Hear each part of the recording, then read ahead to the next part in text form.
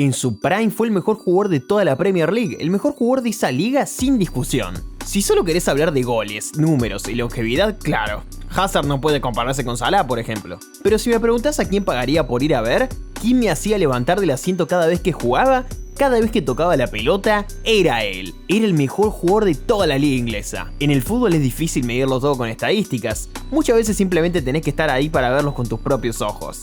Porque todo hincha de la Premier League sabe que a mediados de la década del 2010 quizás no era el que más goles hacía ni el que más asistencias daba. Pero había una métrica imposible de medir que Eden Hazard nos mostró semana tras semana.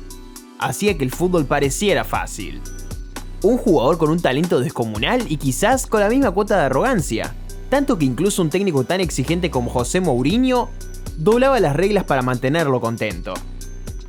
Escuchá lo que decían sus propios compañeros. No quiero entrenar hoy, no quiero.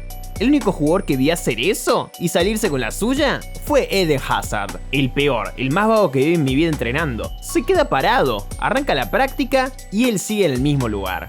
Y los entrenadores lo pasaban por alto, lo dejaban, le permitían hacer lo que quisiera. Así de simple, porque sin siquiera esforzarse demasiado, sin dar la sensación de estar al 100%, cuando llegaba el día del partido y pisaba el campo, Hazard humillaba a todo el que se le cruzara, dejaba en ridículo a los defensores.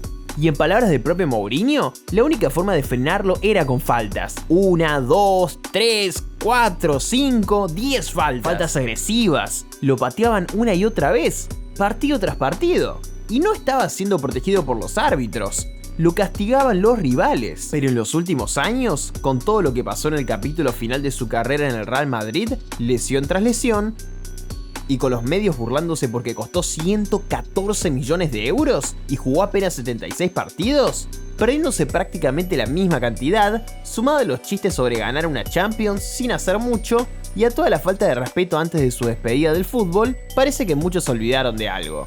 No hace mucho tiempo, cuando estaba en su mejor versión, había quienes lo llamaban el Messi diestro. Y más allá de quien fuera el máximo goleador o el jugador más en forma de la Premier en ese momento, todos sabían que si te enfrentabas a Hazard, el más mínimo error, la más mínima oportunidad, él te la hacía pagar.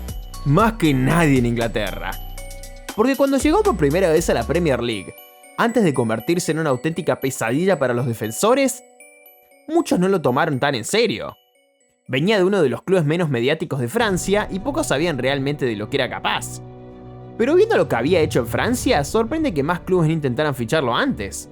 En sus primeras temporadas con el Lille, siendo apenas un adolescente, ya había ganado 2 veces seguidas el premio a Mejor Jugador Joven del Año. Con solo 19 años, ya integraba el equipo del año de la Ligue 1. Y si eso no bastaba para ponerlo en el radar de los grandes de Europa, a los 20 años dio el salto definitivo. Fue elegido mejor jugador de la Ligue 1. Marcó 12 goles y dio 14 asistencias en 54 partidos. Ser una amenaza tanto en el gol como en la creación a esa edad ya era impresionante. Pero aún más impresionante era cómo jugaba, se divertía con los defensores.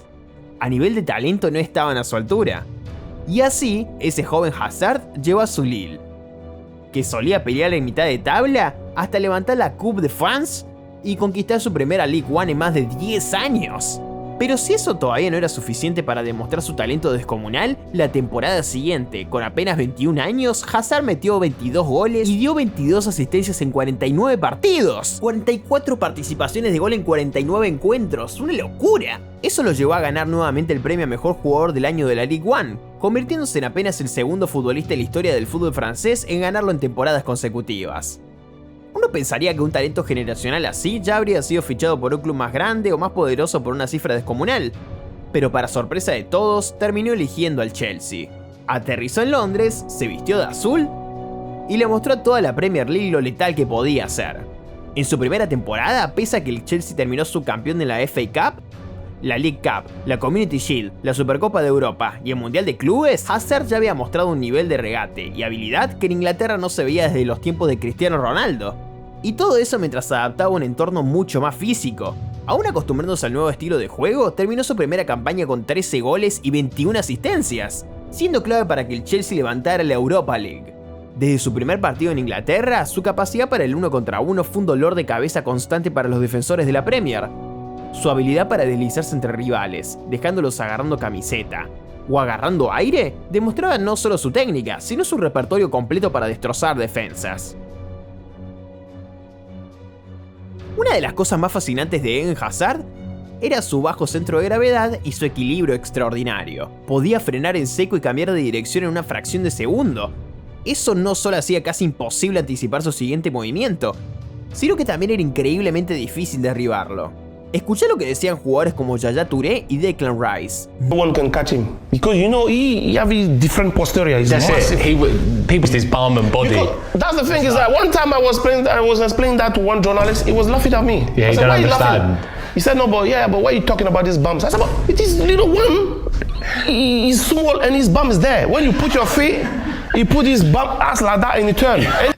Cuando combinabas eso con su control de espacios reducidos, era una pesadilla absoluta. Bajo presión, en espacios cerrados, con rivales encima, su dominio era total. En cuanto a control cercano, manejo en espacios mínimos y capacidad para atravesar defensas compactas, en su mejor versión lo comparaban con Lionel Messi. Y personalmente me atrevería a decir que Hazard era, básicamente, una versión más rápida y más ofensiva de Andrés Iniesta. Puede que no fuera tan fino en la elaboración como Iniesta, pero su regate y su control eran tan buenos que podía romper líneas por sí solo y luego dar el pase perfecto para la asistencia. Tal vez no era el mejor en la construcción larga o en los cambios de frente, pero su juego creativo tenía un objetivo claro: generar ocasiones grandes. Porque una vez superado a tus defensores, solo había dos opciones: o asistía o marcaba él mismo. Ya fuera jugando por el centro como media punta o abierto como extremo, cuando recibía el balón sabías que iba a buscar el arco. Su visión, su juego en corto y su capacidad para filtrar pases en espacios reducidos sembraban el caos en las defensas de toda Inglaterra.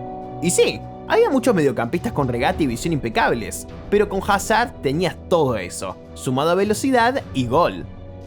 Por lo que no siempre fuera el máximo goleador, ni el que más asistencias daba, cualquiera que mirara la Premier League sabía que en cualquier noche, y digo cualquiera, Eden Hazard podía ser la mayor amenaza del partido. La mejor manera de resumir su talento es simple: hacía que la Premier League pareciera fácil.